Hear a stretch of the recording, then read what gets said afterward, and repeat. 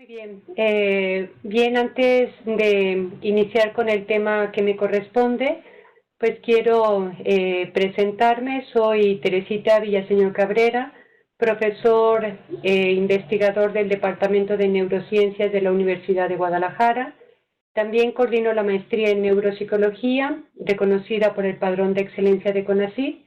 y soy responsable del Servicio de Neuropsicología del Hospital Civil Fray Antonio Alcalde. Y bueno, el tema que nos corresponde precisamente tiene que ver con lo que es la neuropsicología de los trastornos del desarrollo neurológico. Y aprovecho la oportunidad también para agradecer al doctor Miguel Ángel Villa y a la doctora Lilia Núñez, precisamente por esta oportunidad para compartir pues la interrelación entre lo que es la disciplina de la neuropsicología y la neurología.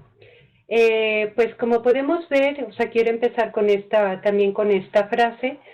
porque cuando hablamos de un cerebro que se encuentra en desarrollo, este nos permite precisamente estudiar qué es lo que pasa en el cerebro que nace y cómo este cerebro que nace nos puede revelar diferentes incógnitas sobre el cerebro que se apaga.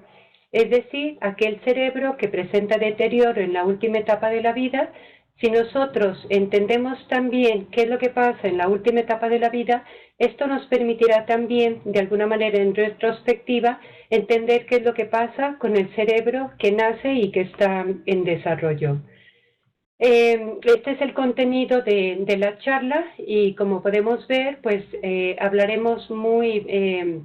general sobre lo que es la neuropsicología infantil, los periodos críticos del desarrollo y el tema que nos corresponde precisamente que son trastornos del neurodesarrollo, aunque algunos de los temas que están abordándose dentro del mismo se verán en otros módulos de este programa científico. Y daremos finalmente el último punto que tiene que ver con las conclusiones. Bueno, cuando hablamos precisamente de lo que es la definición de la neuropsicología, en el caso del desarrollo, pues esta neuropsicología infantil estudia lo que es la relación entre el cerebro y la conducta y las repercusiones en la cognición, en la emoción y en el comportamiento que origina el daño cerebral temprano, dentro del contexto dinámico de un cerebro en desarrollo. La neuropsicología infantil entonces estudia precisamente este cerebro dinámico, considerando todos los cambios que se van dando dentro de esta etapa evolutiva. Y veremos algunas imágenes precisamente que están relacionadas con lo que es este desarrollo infantil, como es el caso de un niño de 7 años que aún no tiene la lateralización y por ello también pues múltiples problemas en lo que es su adaptación y lo que es el aprendizaje. También tenemos, o sea, lo que son las secuelas de un traumatismo craneal severo en un adolescente y con las inminentes también repercusiones cognitivas frontales, como es en este caso que estoy presentando. Vemos también en la siguiente imagen a una persona que tiene más de 3 años de haber presentado un TC severo, más sin embargo, o sea, presenta las secuelas, o sea, estas secuelas importantes de un TC severo grave, y que en este caso, bueno, pues estamos teniendo un paciente con un mutismo propio de lo que sería el área frontal. Pero luego, dentro de los mismos trastornos de adaptación o trastornos que tienen que ver con el desarrollo en sí, vemos que aunque hay otras patologías que no están implícitas en los trastornos del neurodesarrollo, estas sí inciden en lo que es el comportamiento y conducta normal, como es el caso de esta imagen que estoy presentando de una niña que presenta diabetes infantil. Hemos comprobado a través de la investigación y de psicofisiología cómo precisamente en este caso los niños que presentan diabetes infantil tienen que reclutar mayor número de áreas en el cerebro para lograr más o menos generar lo que es una respuesta adaptativa dentro de lo normal.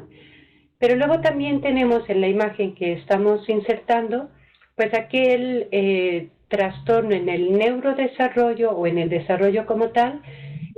asociado precisamente a los efectos que puede causar las alteraciones en el medio ambiente y a su vez estas cómo están repercutiendo en el desarrollo del niño ante una situación también de pobre estímulo social y cognitivo. O, hablando precisamente de esa estimulación, aquel niño que se encuentra hospitalizado y cómo también ante ninguna situación, como lo podemos ver en la imagen, ninguna situación de estimulación y cómo esta falta también de estimulación, de motivación, nos puede llevar a un retraso en lo que será su desarrollo. En contraste precisamente con este niño que tiene 6 meses de edad aproximadamente y como podemos ver en la imagen el reflejo precisamente de su cara en el espejo y cómo la expresión del niño que se está identificando adecuadamente desde esta edad. Pensamos que si este niño no tiene ningún problema en su desarrollo, pues será un niño que ya nos está mostrando pautas de conducta normal. O en esta otra imagen también, de cómo vemos la conducta motora y la conducta precisamente de planificación y organización que te da el estar compitiendo dentro de un deporte, como en este caso el fútbol. Y finalmente, una niña que al presentar una alteración en su función audiológica, pues esta niña detectada oportunamente y adaptada también oportunamente, fue una excelente candidata para un implante de cóclea y esta niña, a pesar de esta situación de desventaja, pues tiene todas las posibilidades para irse desarrollando dentro de lo que sería más o menos un contexto normal. Vemos en todo caso que cuando estamos hablando de lo que es la maduración del cerebro, vemos que cualquier función cerebral depende precisamente de la maduración de circuitos neuroanatómicos, los cuales están presentes desde lo que son etapas prenatales y que van pasando por diferentes periodos críticos hasta contemplar lo que es, hasta completarse y bueno, ver cómo se manifiestan a través de las conductas adaptativas. Vemos entonces que dentro de este desarrollo normal, las áreas sensoriales y motoras son las primeras que van madurando y los 2 primeros años son fundamentales precisamente para detectar si existe algún retraso. Pero luego también los primeros 5 años de vida también son fundamentales para lo que es la estimulación en el lenguaje, entendiendo también que el lenguaje es aquel proceso que nos permite regular la conducta y facilitar precisamente el aprendizaje. Por ello, los primeros 5 años son fundamentales para detectar si existe algún retraso, poder diagnosticar e intervenir oportunamente. Finalmente, vemos que las funciones ejecutivas son las últimas en madurar, al depender precisamente de la otra estructura anterior, que es la región prefrontal, y que más o menos termina su maduración, hay algunos autores que mencionan entre 5 y 8 años, pero también sabemos que las funciones ejecutivas pues ya están presentes desde los primeros meses de vida, y hay algunos autores también que mencionan que este proceso de maduración puede llegar incluso hasta los 30, 32 años de edad. De esta manera, entonces, vemos que el patrón del desarrollo cerebral y estructural y funcional se produce a través de sus 3 ejes. Estos 3 ejes que tienen que ver precisamente con lo que sería lateral medial y que está implícito, precisamente involucra lo que son estructuras de la línea media, el sistema límbico, que está asociado a su vez con procesos de emoción y aprendizaje, conocidas también como las hat function. Pero luego también vemos lo que es rostral caudal y este eje que está asociado precisamente con estructuras caudales posteriores y que a su vez están relacionados con lo que serían los procesos sensoriales y motores, en comparación precisamente con lo que sería el área rostral y que está asociada con lo que sería el procesamiento abstracto, la regulación de la conducta y la cognición, conocido también como las call function. Luego tenemos finalmente lo que sería este eje, que es el dorsal ventral, que tiene que ver con estructuras ventrales asociadas a percepción y semántica de estímulos. Es decir, aquí tenemos lo que sería la lo que sería el qué, y en el lóbulo parietal tendríamos lo que sería el dónde, es decir, el qué, todo lo que tiene que ver con la comprensión, lóbulo temporal, y todo lo que tiene que ver con el razonamiento espacial, esquema espacial, asociado precisamente con lo que sería el lóbulo temporal, las líneas fundamentales del qué y el dónde. Entonces, este patrón de organización de cerebro-conducta nos permite también involucrar lo que serían las neurociencias clínicas a través de lo que es el funcionamiento del sistema nervioso, el estudio de los procesos a través precisamente de lo que sería la neuropsicología y las neurociencias cognitivas, y finalmente lo que sería la relación entre el sujeto y el medio ambiente, asociado precisamente a lo que sería la neurociencia social. Bien, entonces, cuando tratamos de hablar precisamente sobre lo que son los trastornos del neurodesarrollo, vemos que estas son alteraciones vinculadas a la maduración y funcionamiento del cerebro. Inician en la infancia y se expresan de diversas formas en diferentes etapas del crecimiento. No son problemas estáticos, evolucionan de acuerdo con la formación del sistema nervioso, recordando lo que habíamos comentado sobre los procesos dinámicos asociados precisamente a lo que es la evolución del cerebro. Y todos lo sabemos que el sistema nervioso es el aparato o el sistema que precisamente regula lo que son las funciones motoras, sensitivas, cognitivas y emocionales que favorecen lo que es la adaptación al medio. Cuando las competencias adquiridas quedan por debajo de lo que se supone que es normal, entendiendo la normalidad como la media estadística para cada contexto, se considera que existe un trastorno del neurodesarrollo. Es decir, que a través de la cuantificación, no de la clínica, pues entonces nosotros podemos ver qué tan alterado y qué tan debajo de la media se encuentra la persona que estamos estudiando. Para hablar precisamente de lo que son los trastornos del desarrollo neurológico, consideramos lo que es la guía del diagnóstico de enfermedades, guía de clasificación de enfermedades mentales, como es el caso del DSM-5. Entonces, el primer trastorno del cual estaríamos hablando tiene que ver precisamente con la discapacidad intelectual o trastorno del desarrollo intelectual, lo que anteriormente conocíamos como retraso mental. Tenemos dos cuadros, que en este caso tiene que ver con el retraso global del desarrollo y con lo que será la discapacidad intelectual o trastorno del desarrollo intelectual. Cuando hablamos de retraso global del desarrollo, estamos hablando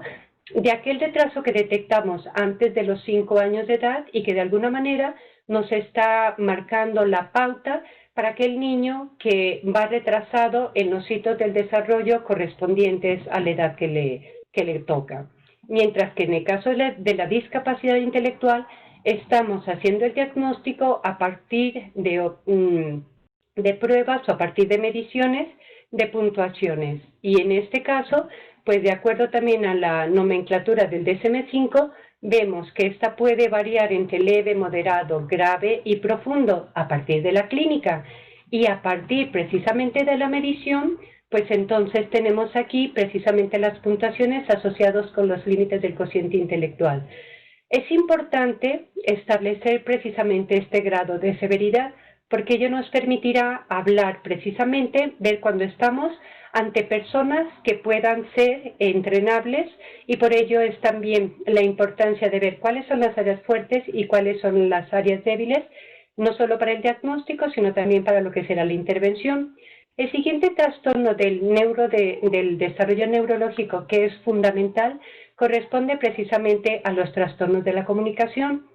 Estos trastornos del lenguaje que están asociados precisamente a esas dos grandes áreas que tienen que ver con la comprensión y la expresión. Y este trastorno del lenguaje atañe a todas las modalidades. Estamos hablando del lenguaje fluente, estamos hablando del lenguaje escrito y estamos hablando del lenguaje lector. También tenemos lo que es el trastorno fonológico y que tiene que ver con estos trastornos del habla que están interfiriendo en lo que sería precisamente su adaptación al medio, y que en este caso este trastorno fonológico suele detectarse antes de los 5 años de edad. los trastornos de la afluencia de inicio de la infancia, como corresponde al tartamudeo, los trastornos de la comunicación social, el nivel pragmático, y que en este caso se asocian principalmente a lo que serán las funciones de hemisferio derecho, y que estos trastornos de la comunicación pueden verse en otras patologías, como sería, por ejemplo, el caso de del síndrome del espectro autista. Y luego también aquellos que no reúnen los requisitos que establece el DSM-5 se enmarcan en lo que serían los trastornos de la comunicación no especificados. El siguiente trastorno, que no hablaremos del mismo porque esto se verá en otro módulo, corresponde precisamente al trastorno del espectro del autismo. Y luego tenemos otro de los trastornos que se verá en algún otro de los módulos, que es el trastorno por déficit de atención con hiperactividad, que en todo caso, bueno, pues continuamos precisamente con esta nomenclatura establecida por el DSM-5 y que tiene que ver con estos diferentes grados de leve, moderado y grave. Luego vemos otra área fundamental, porque nos habla precisamente de esa maduración y adaptación del niño, que tiene que ver con los trastornos del aprendizaje. Cuando hablamos de los trastornos del aprendizaje hay que considerar lo que son los trastornos específicos del aprendizaje y que se relaciona precisamente con estas tres grandes áreas que tienen que ver con la lectura, con la escritura y las matemáticas. En este caso, en la lectura es muy importante considerar lo que es la velocidad y comprensión precisamente de lo que se está leyendo. Porque una cosa es que precisamente la persona, en este caso el niño, pueda estar leyendo pero no accede a lo que es la comprensión, o puede también estar mermada su velocidad, lo cual implica que no está familiarizado precisamente con ese vocabulario, porque la velocidad dependerá también del número de palabras que va identificando el niño adecuadamente. La escritura, en donde vemos también de manera específica lo que es la ortografía, la gramática y la claridad, entendiendo también que dentro de la claridad, bueno, pues podríamos encontrar también algunos trastornos disgráficos, que ahí tendríamos que ver si estos trastornos disgráficos son más de tipo espacial o más de tipo motor. Y dentro de las matemáticas, considera también lo que sería el sentido numérico, el cálculo y el razonamiento. También, nuevamente, vemos de acuerdo a esta sintomatología cuando está en caso leve, cuando tenemos este nivel moderado y cuando es grave. Luego tenemos lo que será precisamente los trastornos de la conducta motora. Estos trastornos de la conducta motora son muy importantes porque tiene que ver con el trastorno del desarrollo de la coordinación, que en todo caso lo que nosotros estaríamos viendo aquí es la torpeza, la lentitud y la imprecisión en los movimientos. Y estos trastornos de la conducta motora están por debajo, o sea, de acuerdo a lo que nosotros estamos viendo, están por debajo de la edad cronológica del individuo y por tanto se pierde precisamente lo que será esta oportunidad del aprendizaje y el uso de diferentes aptitudes. También tenemos lo que serían los trastornos del movimiento estereotipado, que es una conducta motora repetitiva que no tiene o sea, que no lleva ningún objetivo. Y aquí tendríamos quizás algunos síndromes, como aquellos que tendríamos que relacionar aquellos pacientes que presentan, que se agreden, o sea, que se autolesionan, o aquellos que no se lesionan. Y estos comienzan, o sea, nosotros podemos observarlos desde las primeras fases del desarrollo. Y aquí también tendríamos que especificar si aquí el trastorno es genético o es un trastorno del neurodesarrollo o está implícito lo que es el factor ambiental. Tenemos los trastornos de TIC, el clásico que es la enfermedad de Guillain-Barré, o aquellos también tics vocales persistentes que son transitorios, algunos otros tics especificados y cuando no reúnen los requisitos diagnósticos, los criterios diagnósticos, pues se pondría precisamente como tics no especificados. Llegamos a la última parte de lo que sería precisamente el DSM-5 dentro de los trastornos del desarrollo neurológico, que tenemos aquellos que son los trastornos del desarrollo neurológico especificado y aquellos trastornos del desarrollo neurológico no especificado. En todo caso, estoy poniendo algunas patologías, algunos cuadros que tienen que ver precisamente con trastornos genéticos, con otros factores externos como es la prematurez, o como otros factores también que son externos, como corresponde al traumatismo craneoencefálico infantil, a la diabetes infantil, a la desnutrición y cómo impacta esta en el neurodesarrollo, y también cómo la contaminación ambiental está impactando en lo que es un neurodesarrollo normal, y también algo muy, muy importante, como un hecho social, como es el maltrato, la violencia, niños en contexto de calle, este maltrato repetitivo, crónico, frecuente, cómo puede llegar precisamente incluso a alterar lo que es la estructura del cerebro. Son conocidos los casos de cómo estos hechos violentos, o sea, pues están hipertrofiando aquella estructura tan importante como corresponde a la amígdala, y cómo esto nos puede llevar a generar otros trastornos que están asociados precisamente cómo incide en una biología y cómo incide también en la psicología o adaptación de la persona. En todo caso, también aquí estoy poniendo un artículo que tratamos de ver precisamente cómo esta alteración congénita, como es la gastrosquisis, cómo podría impactar dentro del neurodesarrollo, dependiendo de la gravedad de la sintomatología y las condiciones propias de hospitalismo. Pues podríamos ver también precisamente si es una lesión grave, pues directamente por la falta de estimulación, por la falta de nutrición, pues esta definitivamente puede estar impactando en lo que es un neurodesarrollo normal. O como un factor que últimamente también en los últimos años ha estado presente y que tiene que ver con la obesidad infantil, como esta obesidad infantil y este sedentarismo, o sea, pues puede llevar precisamente a un problema de nutrición y al mismo tiempo estar impactando en lo que es el neurodesarrollo. Pero también tenemos que considerar la otra vertiente de la moneda, el desarrollo también de diferentes instrumentos que nos ayudan a entender qué es lo que pasa en la población normal, como en el caso de esta adaptación en población infantil, de un test de aprendizaje verbal y memoria, de adaptación tal cual en población mexicana. Bien, llegamos entonces a casi la parte final de esta presentación, en donde vemos en esta imagen a un niño en esta escultura en mármol de un autor desconocido. Cómo vemos cómo pudiera estar impactando esta imagen, cómo nos da una idea de lo que podría estar pasando en el neurodesarrollo. Y esta imagen en contraste con aquellos niños que se ven tan adaptados en edad escolar que nosotros esperaríamos que así fuera toda la población y que éstas pudieran tener un desarrollo armónico acorde a la edad que corresponde. Bien, de esta manera pues estamos llegando precisamente a lo que es la parte final,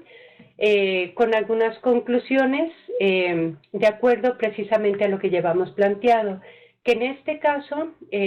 pues podríamos ver que lo que hemos estado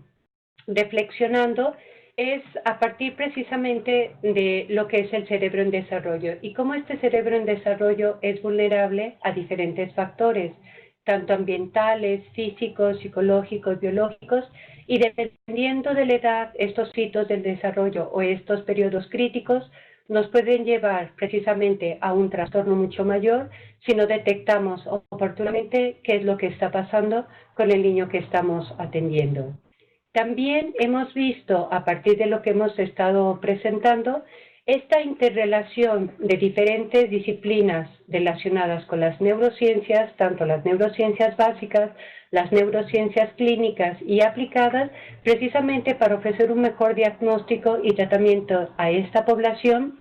que precisamente es la población que está en la primera etapa de vida y que tiene todo un futuro por delante, y que nosotros está que ese futuro sea un futuro adecuado.